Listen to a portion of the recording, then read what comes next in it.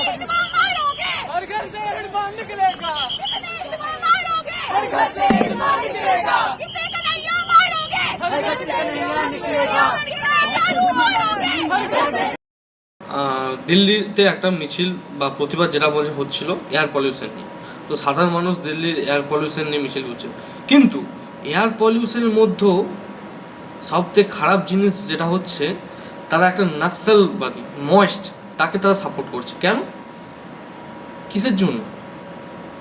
হিডিম্বা বলে যে ব্যক্তি আছে, যে নাক্সালিস্ট ময়েস্ট, তাকে তারা সাপোর্ট করছে। এছাড়াও এটাও তারা প্রতিবাদের সাথে বলছে যে প্রত্যেকটা ঘর থেকে নাক্সালিস্ট হিডমা বেরোবে। কিসের জন্য? আমরা ইন্ডিয়া থেকে থাকি, অবশ্যই ইন্ডিয়াকে সাপোর্ট করবো, কেন সেখানে কোনো নাক্সালিস্ট সাপোর্ট করবো? আর বলছেন আমরা নাক্সালিস্টকে সাপোর্ট করার জন্য, আর বলছেন প্রত্যেকটা ঘর থেকে হিডমা বেরোবে। কী করে?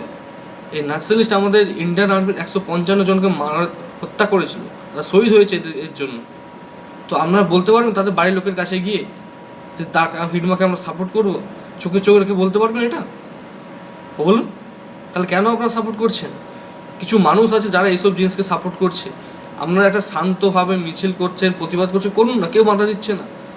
যখন আপনারা হিডিম্বাকে নিয়ে এরকম বলবেন, হিডমাকে নিয়ে এরকম বলবেন, তাকে আমরা সাপোর্ট করবেন, তখন তো অবশ্যই পুলিশ ধরে নিয়ে যাবে, তখন পুলিশ তার অ্যাকশন নেবে, তখন করলেই দোষ, তখন ডেমোক্রেসি নষ্ট হচ্ছে, ডেমোক্রেসি আপনারা ঠিকঠাক পালন করা হচ্ছে না।